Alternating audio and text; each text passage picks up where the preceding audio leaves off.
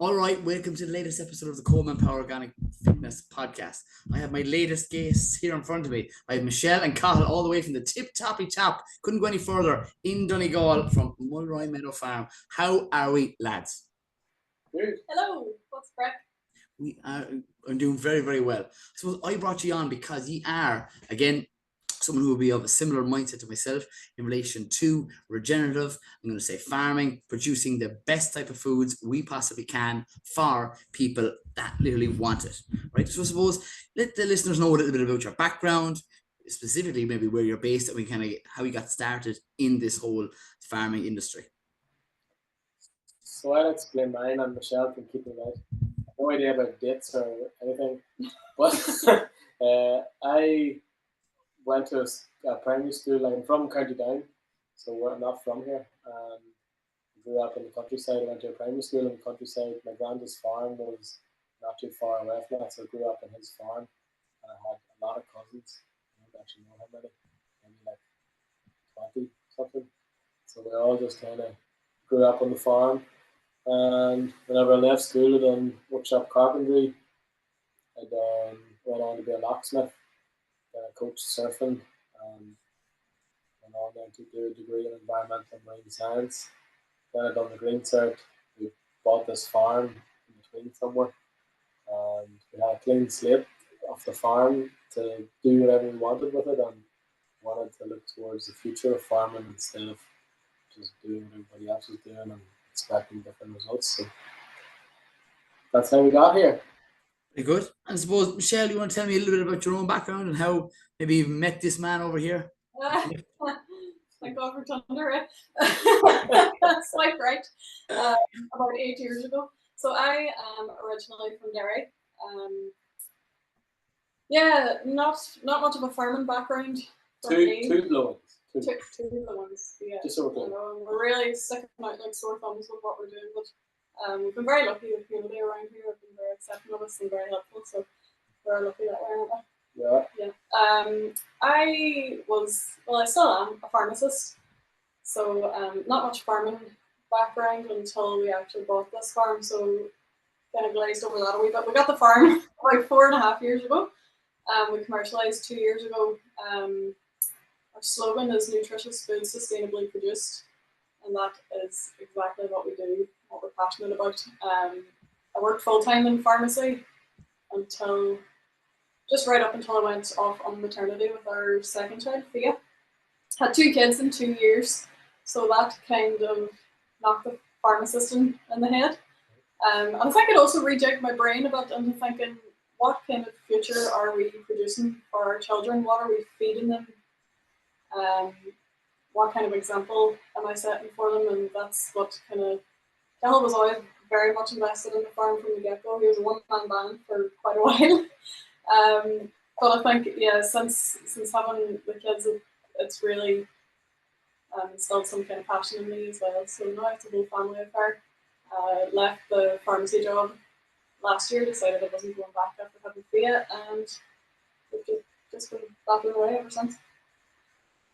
Yeah, so it's all well and good, doing regenerative agriculture, and you can read books on it, you can look at videos on it, but it's very specific to where you are. So the best information, obviously, it has its own principles, and you learn about them. And the moral of the story is respect the soil, look after the soil, and the soil will help you grow whatever it is. If it's grass to feed cattle, or if it's tillage crops, whatever it is, the soil will help you if you help it. But what I really learned was from the older locals about here.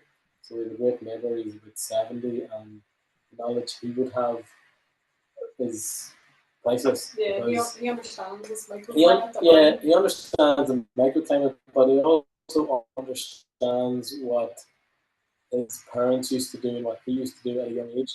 But then you go to the next generation, and even that neighbour, he found out then about herbicides and pesticides and chemical fertilizers when he was young. But he also remembers the time before that, before all the chemicals, and then his children would only know the chemical era, and then their children would only know the chemical era. So once you've heard something from you're born, you kind of it's hard to get your head out of it. So it's easy to talk to someone that's around 70 years old, but it's not so easy to talk to someone who's maybe 30, 40, 50 years old about what we do. They don't grasp it. That's one thing I've noticed. That probably makes sense to you too. You speak to lots of people, and the wisdom and the knowledge is in the older people, and everyone else kind of just thinks this is what you do. You spend 10,000 a year on fertilizer, you spray the field off, you plow it, and this is what we do.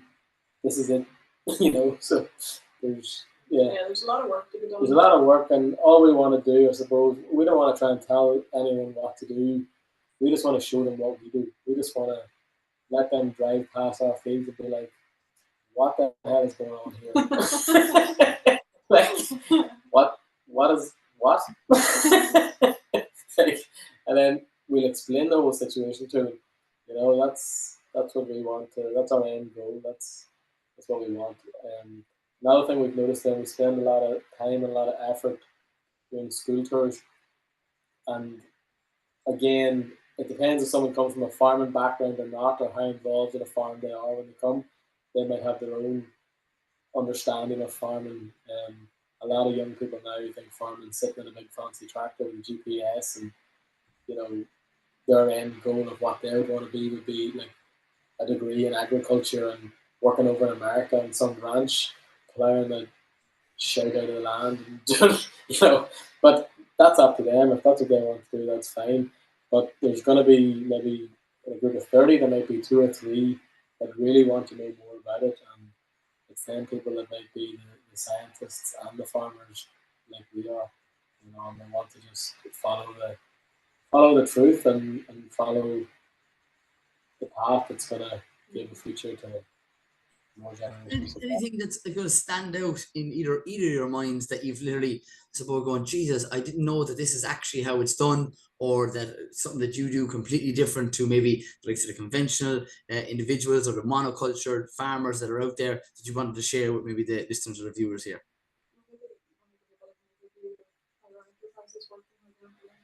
So yeah, our enterprises is pasture raised layers, which is laying flock of X amount of birds. No, it's like it's 250. And we have a mobile hen house. So I built a hen house on a trailer, and they're moved there every 2 days on the new ground. What they do then, so sorry, I should start with the cattle first. The cattle go in, they eat the grass. So how cattle eat grass is they kind of pull it with their tongue and pull out lumps of grass. So you'd see like when cattle on the field, there'd be lots of patchy bits and all. So then there's a lot of cow manure then when the cows eat the grass. The hens come along and spread all that manure around. Then they also have their own manure on top of that. They scratch at the ground and stimulate new growth. So if they're moving every 2 days, following the cattle, then if you're giving the grass a break in between, then it's able to grow back. And you're also then using lots more animals to trample down the grass that wasn't eaten. So then you're building topsoil, you're storing nutrients, you're just going to help the land without any chemicals at all. So this year we're trying to give the ground even more of a break. So I'm supposed to have it by now, but I have a mobile drinker coming, which is a 1,000-litre cube. And the fields are gonna be divided up into paddocks, and each paddock's gonna be closed off completely until the cattle do a circle again. So we have 14 acres here, we have 15 Dexter cattle, and the plan will be a paddock a day, and then it'll be about 3 weeks until they make it back round to the paddock that they started on, giving grass a complete break and the ability to grow back. Yeah, that's really great. Like, regeneration of the soil is pretty much what we're wanting to do. So every 3 weeks that paddock should be regenerated as best it can. Yeah. But then in between that, you know, you have the fact that we live in Fanning and Donegal, Ireland. There's a lot of rain. So if you get the timings wrong, if the whole thing can just destroy the soil. So we're not claiming to be perfect. Like, we have damaged bits of soil. We're trying to work it out as we go, but the longer term plan is what we're looking at, and we need to see what works and what doesn't. How long can you keep them out? You can't just put hens in a trailer and then take them out of a trailer. It doesn't really work. So you need to try and plan it when there's rain coming, put them in the drier field. Um, this year, like I'm putting 4 extra wheels on the trailer to spread the weight out that little bit more, so there's less damage to the soil. I try and give the ground more of a break in between. But then on top of that, you have the likes of bird flu, where you have to house the birds. They're not allowed outside. And if we're not a registered egg producer. So if we were a registered egg producer, we wouldn't actually be allowed the chickens and the cattle in the one field because that's illegal. There's a lot of red tape that we should not get started on. Yeah.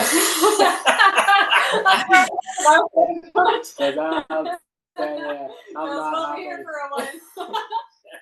The three of us were like looking at each other as everyone was nodding and looking and going, red tape, we know the story. We can touch on a little bit if you would like, because there is a lot of bureaucracy. I'll touch away. Right, so we had some representatives out visiting us one time, and I thought, this is great. These fellows are out here, and we're going to be a registered egg producer. Sure, this is wonderful. And I said, would you like to see the mobile house? No, we've seen them all. And I said, what do you mean? So come on, let's go look at it. They were like, you can't have this, you can't have that, you can't have tint, you can't have perspex. But you can have perspex on the sides? Yeah, you can't have perspex on the roof, but you can have perspex on the side. Well, no, first of all, you can't have perspex on the roof because hens need 8 hours of darkness a night. Now, if your brain works in any way at all, you would know that if you tell a chicken it is nighttime, it does not think it is nighttime. And if that chicken is in the house and it thinks it is not nighttime, it will not be resting. It will not be in rest period. It would be like, get me out of this house so I can be a chicken. So that aside, you're not allowed perspex on the roof. Now, we put the perspex on. It's just like a clear, your tin sheets and you have your clear one. That's what we're talking about here. And natural light to me is the best thing that any animal could have, and even for cleaning purposes like UV and all that, every other light is trying to mimic real light. But these two fellows told me that we should get a lighting system for it. So yeah, and then they started to tell me that you can actually have perspex on the walls, but not on the roof. So I was like, well, what was that other information about then? And they were like, oh. So not fall down too much in a rabbit hole. No, and then some of the other things is you can't have cattle and hens on the one bit of land. You either have hens on it or you have cattle on it. You cannot have both. Farmer. Yeah, you designate land to the poultry and you designate land to the cattle. And I said, why? Why is it salmonella? So I was, who's giving who salmonella? So supposedly the cattle with a whole serious gastric system that would get one little tiny bit of salmonella into their system, and it would just be like a cooking pot of death for the animal, pretty much, because it was anyway, you would know your cow had salmonella because it would probably be lying over in the corner of the field. But the cow is then going to give the hen salmonella, which will give the people salmonella. But also, if you're an egg producer, you test for salmonella every 6 weeks. Remember? Yeah, I think it's every 6 weeks. I think it's every 6 weeks you test for salmonella. So that's some of the information. Yeah, red tape. That just hasn't made an awful lot of logical sense to us. So they lost me at about the perspex. I was just like, that'll do. So I'm not going to be a registered egg producer. In saying that, what is the advantage of being a registered egg producer to you? Just like for people who say, I don't have to be a registered organic grower to be someone who provides a healthy product to the general public. Well, that's a loaded question. If you are not, they will be out telling you that they told me there's this rule, hen 50 rule. So we had one person, he was on his phone going, oh no, hen 50, like if you've more than 50 hens, you can't operate. Like it's pretty much telling us that it's illegal what we're doing. We can't sell eggs. We cannot operate with that amount of hens.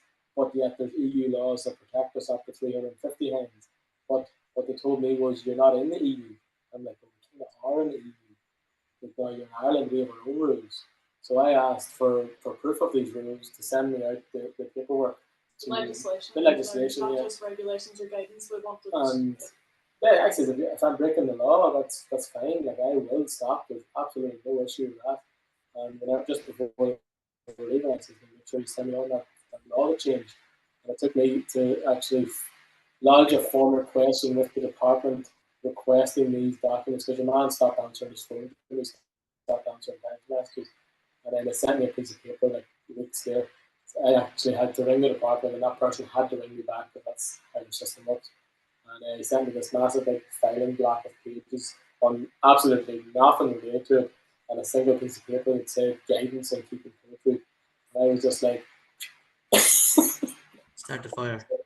So when you're saying what is the advantages, that they wouldn't hassle you pretty much. Like, but also, if you're certified, then you can sell to shops, you can sell to food outlets, that kind of idea. Yeah. At the minute, because we're not certified, we direct sell to other customers, and we sell from the farm gate. So whenever you're not certified, that's what you can do. When you are certified, you have a wider market audience, I suppose. But at the moment, like, we can't really meet the demand that we've got, which is great. You know, it's a great problem to have. So yeah, but also then every 6 months we have these two people calling out to us and telling us we can't do this and we can't do that and that's illegal and whatever. So they made us take away the honesty box over Chrysler for what was it, traceability reasons. Even though, like, we have a logo, we have a phone number, we have our boxes stamped. Like, we're actually trying to promote our entire business, our farm tours, our beef sales, our pork, you know, everything. And yeah, I didn't want the hassle coming to any of the surrounding area or any people, so we took that box down. But yeah, That's a bit of a sad story too, I suppose. A food source that literally I would literally consider something that's a nature's multivitamin, contains vitamin A, D, E, and K, is essential protein as well as healthy fats. A natural protein ball, I actually tell people, that costs roughly between 50 and 70 cents. And the idea is that people are buying protein balls that are wrapped in whatever, shipped over from some other country, and then we're having to jump through hoops to try and literally get the eggs to the people. Yeah. Well, it's unfortunate. the sad reality of the whole farming system is that it's based on exports. It's not based on what people in Ireland eat. And if they started looking after the people in Ireland first before they export, then the thing might change. But until they do that, like, once it's all based on 95% export, like, they're not going to stick up for us. They're not going to stick up for you. They're not going to stick up for anybody. And that's just a sad fact of it. Yeah, that's it. And we won't dwell too much on that, but thanks for even expanding on that point for everyone else to hear the story in itself. And I've been following it on social medias, and we actually met up in Portnew last September when myself and Brendan Guinan were mad enough to cycle the length of the country, highlighting different farms all the way down. And I suppose that's something that all three of us here would be, I suppose, in agreement with, that like this type of food is the food that people should be getting on a more regular basis. Absolutely, yeah. Like, this should be the normal food.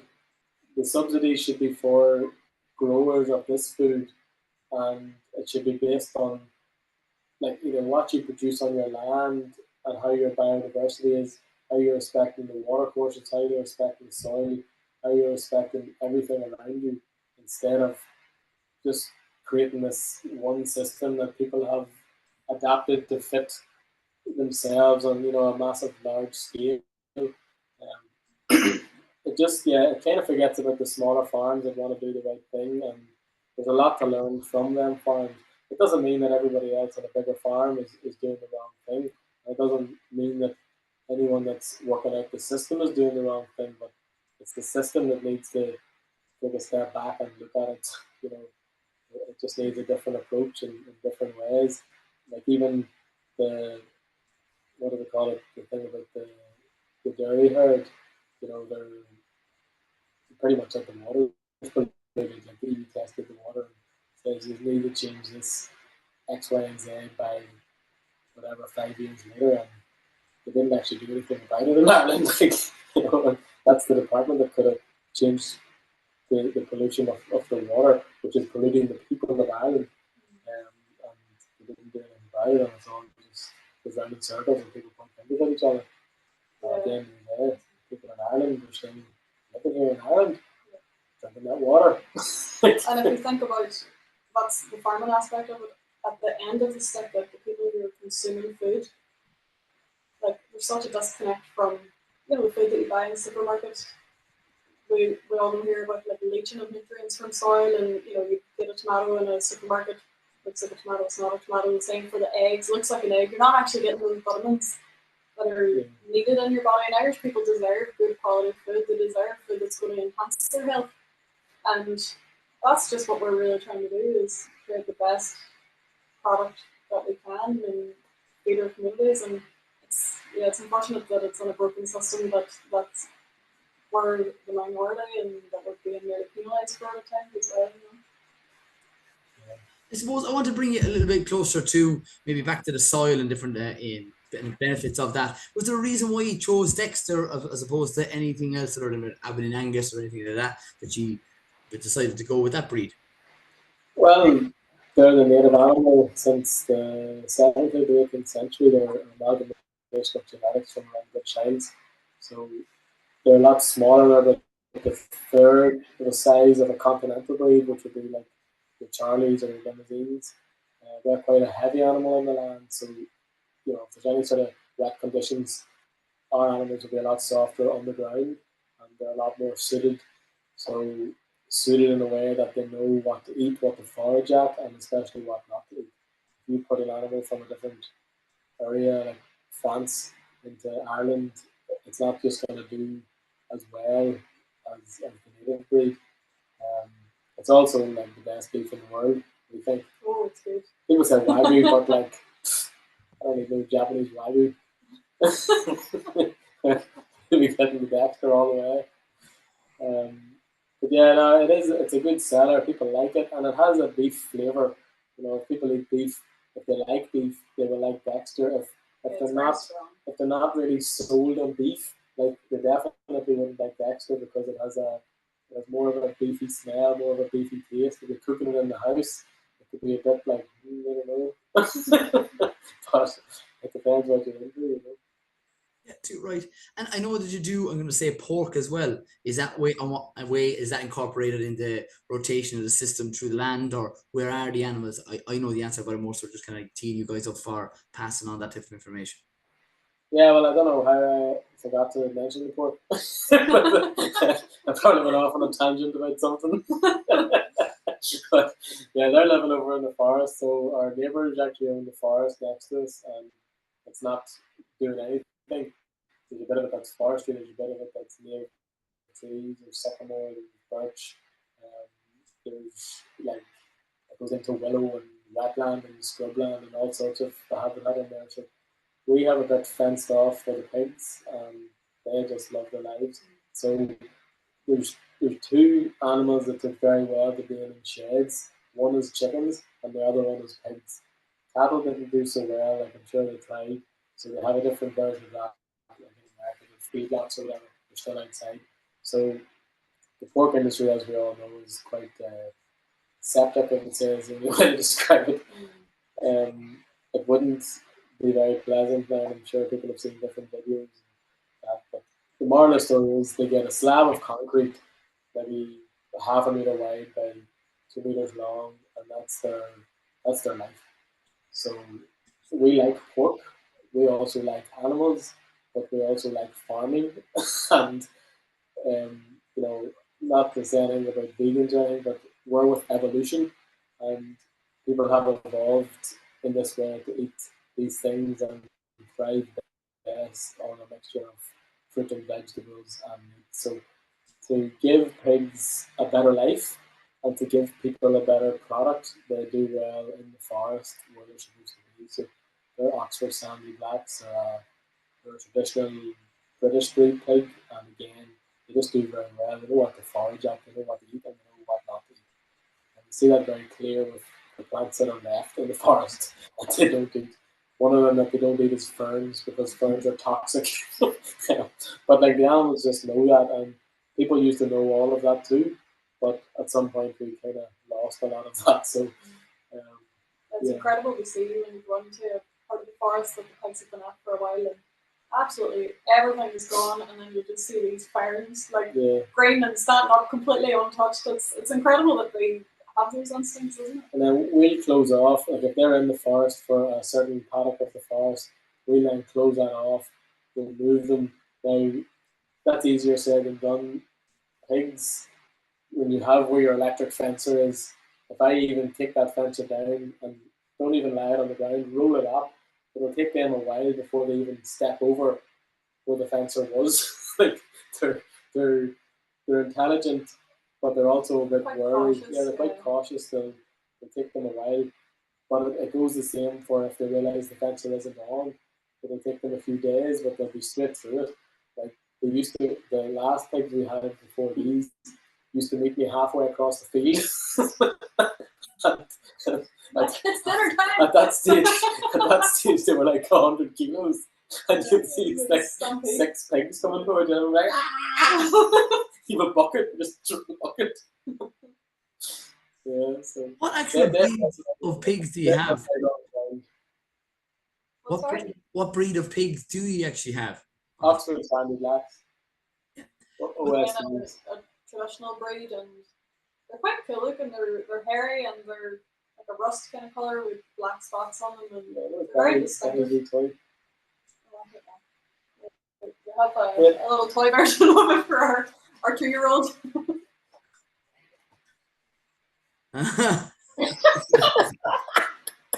That's a beauty of a pig for those people watching here on YouTube, and there's a good looking pig here been put up as a cartoon plastic, say, character. It's not actually the size though. It's not the size. What is it? The scale. The scale. Not the scale. This is good either, but yeah, it's that one with the dots or the mostly fermented. Well, we ferment the barley ourselves, but it's barley that's grown in Donegal, complete feed, and then we have a great kind of setup with the local fruit and veg market man, Andrew, who is called Love Apple Market. We have Andrew on the shout out there. Great fruit and veg, but he gives us kind of scraps and things that have gone past their best date, and the pigs, yeah, they just absolutely love their fruit and veg delivery each week, and that all just adds to their flavour profile as well, which we love. Yeah, but pigs are great crack. Like, they're not easy. The whole thing isn't easy. Like, they get to a certain weight, and Michelle can't really deal with them. They knock me over. So it's happened. Like, so once they get to a certain stage, it's like, there's okay. There's 9 of them in there, so like there's a lot. Like when they get heavy, there's a lot of pressure down on their wee feet. So if they stamp on your foot, like they would break your toe. And then like at that amount of pigs, you're giving them. When we ferment the barley, you're putting water in that. There's about 15 kilos of barley, and then there's about 20 kilos of water. So I'm lifting a bucket of 35 kilos, and you're also throwing them a bucket of meal to keep them busy while you run with this 35 kilo bucket halfway into the forest to get the trough, and then you just get it in, and they're like straight over at you. The pigs are fast and they're agile. But they're great. Yeah, don't let them fool you. I suppose, Michelle, I want to even expand on this point of like how are you finding it as someone that's a busy mom as well as helping out on the likes of the farm, which is 2 if not 3 full-time jobs, if you get me. Yeah, well, it's chaos most of the time. That's probably an understatement. I love it though. Like as each day passes, I realize I've made the right decision, and I loved pharmacy. Like, I absolutely loved it. Had a great team, great boss. Like, community I was in Bryn Pritzel, like they were amazing. And I do miss the community aspect of that. But yeah, with each passing day, I'm like, no, this is the life that I want, and it's hard work. Like, there's no way we were up this morning at 5 o'clock with our read all, and like this call was at 7 o'clock. And we pretty much just finished for the day. The kids were in bed in the morning. It's like, oh. Yeah, like I just got into the door and that food, and you texted me, and I was like, oh no. We I thought it was half seven. We thought it was half seven. But yeah, it's a juggling act, but one that I definitely think is rewarding. And when you feel like it's something bigger than yourself that you're working towards, it makes it worth it. Yeah, I love it. I love every second of it. I love every skill that I got until this point is just put into farming. Like, we don't pay too many people to do things because I'm able to do it all. But my biggest hurdle is time. So it's not so much time management. It's like, I think I'm going to do something, and then there's a problem that nobody even knows about until it happens. And then next thing you're down chasing animals around the neighbor's field, getting them out. But yeah, on top of what we are doing, we are growing 100 tomato plants, 20 cucumber, and about 40 French bean. And we're starting the outside veg beds for salad and market garden. We just thought we were getting a bit bored, so we'd add something Yeah, else. not sure. Summertime there'll be 16 hours of daylight, 18 hours maybe. So we'll just do that too. That's just for fun to throw it in there. Do you know what I mean? Just as for diversity of your job and your roles and everything like that. 100 tomatoes. What different, I'm going to say, varieties are you growing? Or is it just Gardener's Delight and Alicante, which is like a medium-sized tomato, and the Gardener's Delight are a sweet cherry.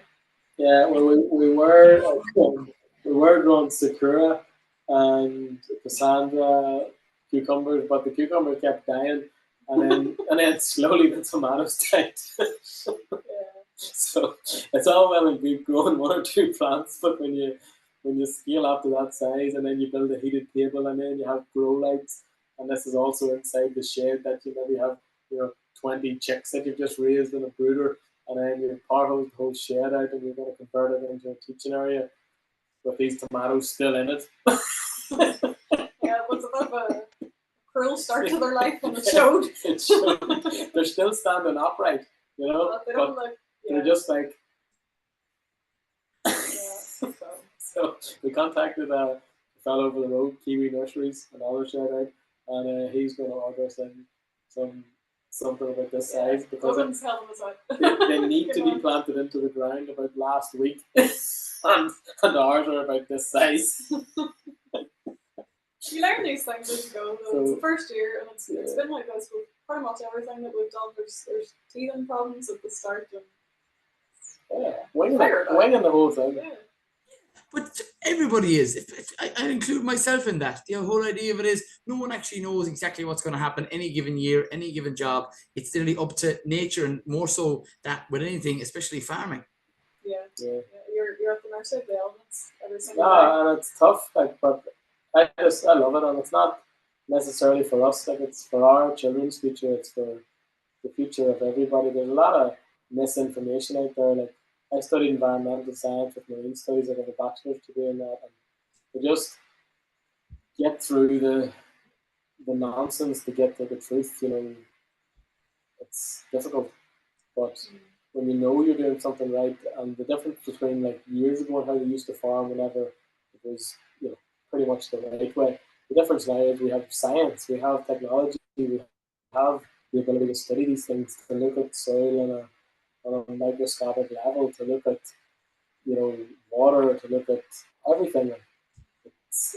It's that will change the way farming is now compared to the way it used to be. So ours, I suppose, is a blend of traditional and new age.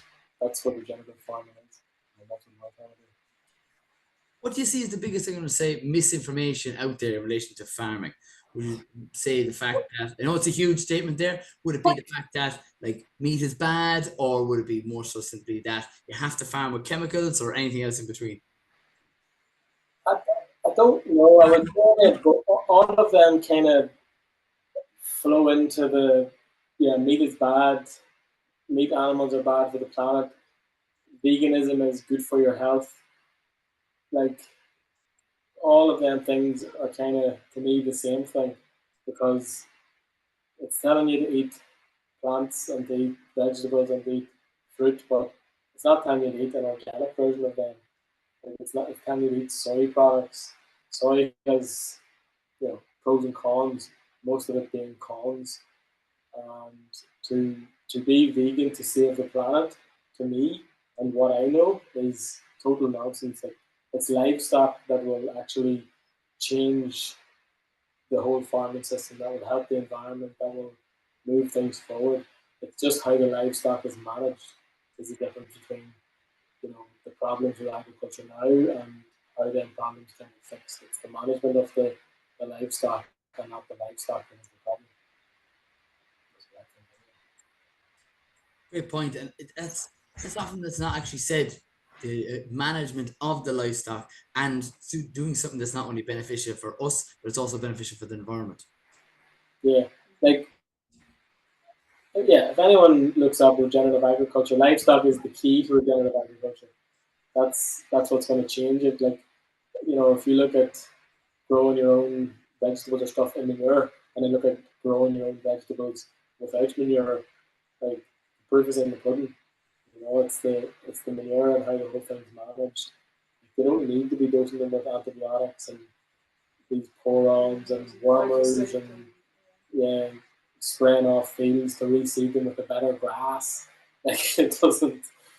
The problem with all of them things, even with chemical fertilizer, is they're designed to grow grass. They're not designed to help the soil or grow the soil.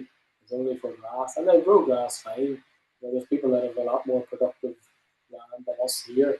Um, we're not aiming at that. We don't have egos involved with the kilos we produce on the land.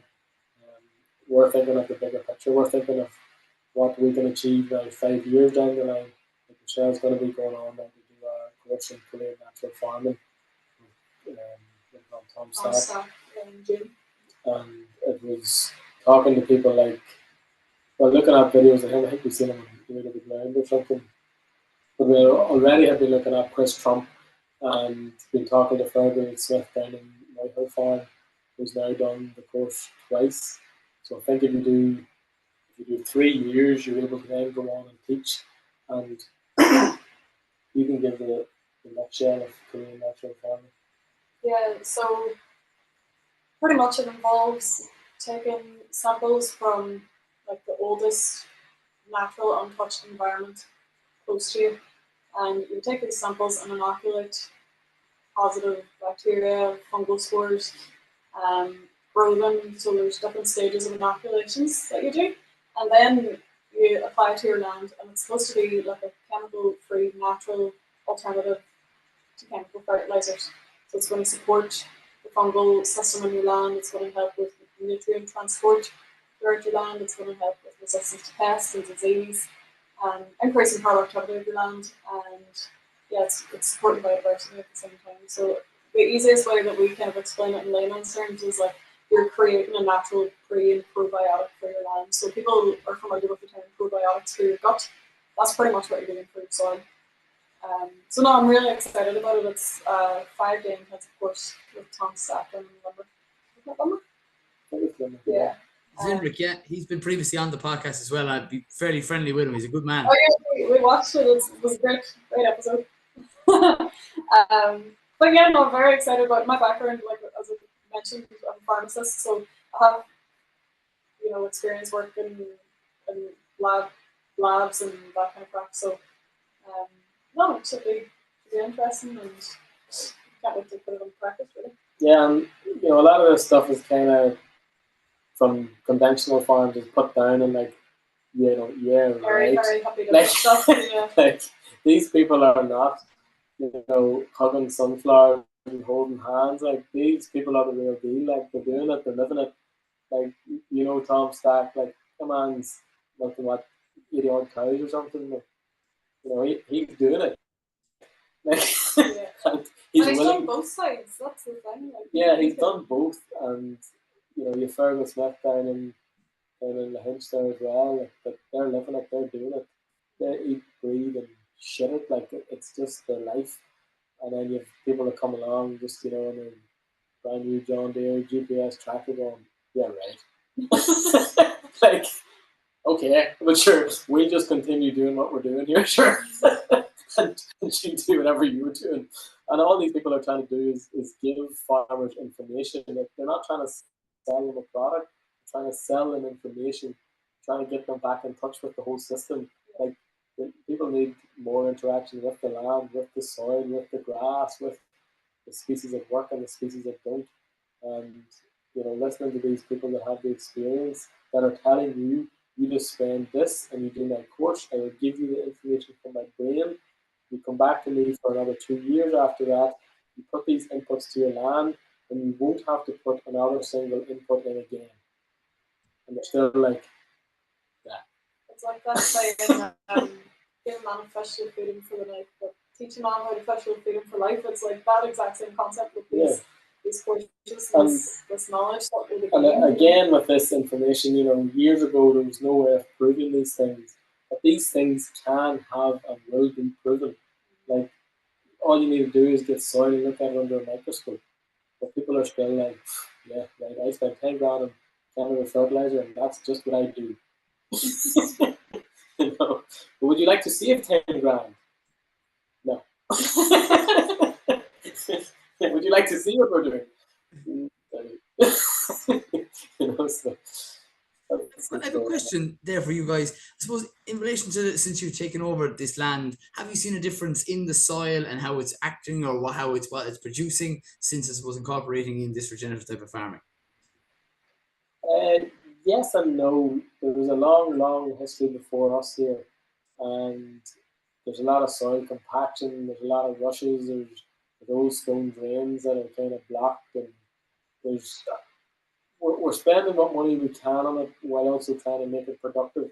We are improving it, but not as fast as what we would like. We are improving it, yeah. We're seeing a lot more different species of forage available in the grass. The hens grow the grass like mad, there's no doubt about it. They just need to be using them on the rest of the fields more than on certain fields. And that's just been because of logistical reasons. Like, we haven't had wide enough gates wide to enough, take the automobile to certain fields. So but also, we haven't touched the whole farm yet. Yeah, our farm goes right down to the shore, and the closer I get to the shore, the more I just have the fear of, like, you know, something killing them, anything killing them, everything killing them. Yeah, like, the problem with hens is it's just danger money. You know, they're prey. You try your best to protect them, and you've electric fencers, and you only need one fox to come up and just be like, I wonder if they turn the fencer on. And then it's like, oh, free dinner, or a mink, or a stoat, or a bird of prey, or, you know, there's the fox could kind of make all the hens run up the net and scatter them. They'd be able to sort of circle it and charge the net, you know. So there's, yeah, everything wants to kill a chicken, and the only thing a chicken can kill is a worm. So yeah, we do see an improvement, but we know it works and we know it can be better, so we're trying to make it better each year. Like, and it was only year 2, like, we're at the close of our second year now, so yeah, there's a lot of data gathering, you know. Yeah, changes don't happen overnight, and for the most part, two years ago, you started your journey, and in 20 years' time, you'll have a much better, I'm going to say, diversity in the soil that you have already now. Like, because you're not here for a short period of time, you're here for a long, you're in the long run. Yeah, and one thing, sorry, we noticed was whenever we first moved here, like, we didn't have a herd number. We had to go through all that process of getting the herd number, getting the pig number, getting the chickens, building infrastructure, renovating the house even, getting 2 children in between all of that. But what we did notice was we rented the farm out to neighbours. So before we bought it, there was a fella rented it, and he cut it for silage pretty much. So you can take from that what you want, what he done with the land. But the neighbours then rented it. They used a bit of chemical fertilizer. But whenever we took it over and took over the land and used the land the way we wanted to, we just stopped the fertilizer, and the grass was terrible. Like, that first year, it just when there standing upright hay while it's, you know, it was just hay, like, terrible looking. It kind of, you know, you nearly second guess yourself and go, are we mad? Like, are we just taking this dream farm that we've got and poured everything into just to get it? Are we just passing it all off like. And it's all well and good now looking back. That was like 4 years ago. Yeah, it was nearly like At the time, that was like a year of looking out the window going. It was like the grass had the land had just detox off whatever fertilizer was. But then it came back and yeah. It was fine. So it's scary that first Yeah. season, I suppose. But we had it there. I suppose I'm super conscious of your time in itself, and thanks for coming on to the likes of the podcast. Is there anything, even Michelle, that you want to touch on in relation to any courses, any events, or maybe where's the best place for people to reach out to you guys in relation to buying some of your produce? Where would you recommend people touch base? Yeah. Well, first of all, thanks very much for having us. We're delighted to get on and chat about it by yourselves. And, super started yourself. Yeah, no, you've made time for us. Thank you. No, so you can, anybody watching can give us a follow on Instagram or on Facebook. So Mulroy Meadow Farm is our handle. We have a website, www.mulroymeadowfarm.com.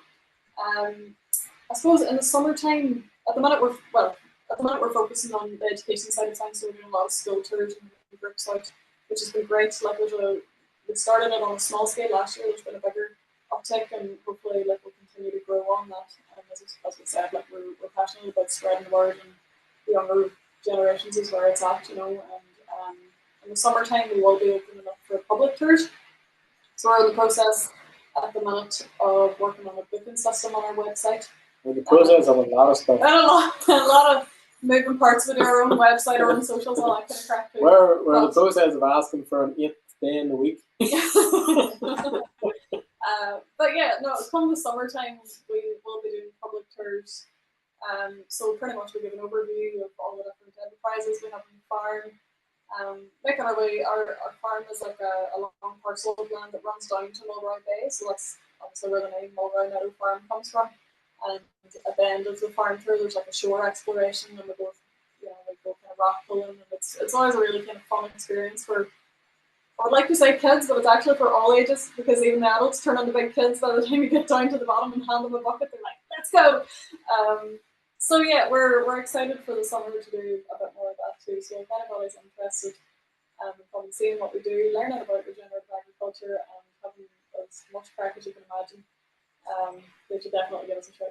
On our last farm tour that ended up at the shore, as usual, we found a dead dogfish, which everybody thought was a shark, and about 6 eels.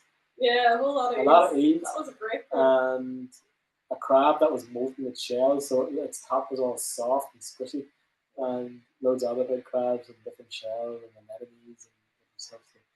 So, it's nice to get kids and teenagers like. Yeah, it's nice when you see like a 16-year-old that doesn't hardly speak a word up here, you know, at the start of the tour. They're nearly like screaming at the joy of finding an eel. You know? So yeah, no, it's a great experience. Well, if those examples are anything to go off by with the farm tours, I can't recommend people to most certainly check out the likes of their website and or the Instagram. But what I'll do is I'll put them in the likes of the show notes, and those guys can really click that link and go over directly to your page. Colin, is there anything you want to say, finish on, closing notes that you haven't touched on in the likes of the podcast so far in relation to what you're doing or what you're looking to do in the future? Nope, no, I'm joking. Yeah, well, if people in the local area, like our stuff doesn't normally leave Donegal, like our beef and our pork and that. So if anyone's around the local area or even up on holidays, if they keep up to date with our social media, we let people know when we have a new batch of whatever coming. And we do take names and numbers as well. Like, believe it or not, at the moment we have a waiting list for our beef boxes and our pork that's coming in the next 4 to 6 weeks. But if anybody wants to name, put down, they can definitely give us a shout too. Yeah. And when are you coming up yourself? I'm actually due to come up this week. I've lined up 4, if not 5 days of work up that direction, and we can definitely talk about that during the week. I couldn't tell you. I'm going to really be coming from the bottom of Ireland all the way to the top. I feel like there's a social media post in itself. The man from the south goes to the north. I'm sure you'll get one. No better man. Yeah, I do have family from Donegal originally. My granny is from I think it's Donegal town, but I know that's not exactly very close to you guys. But the idea is, I am fond of the county in itself, and I'll definitely be touching base with you guys when I'm up there for the week that's coming up ahead. Have you any questions to ask us? I've been asking you questions for the last 55 minutes. I don't know what you're talking about. Oh my God. No, I just really appreciate your giving us your valuable time. It's one thing you can't give back in life, you know what I mean?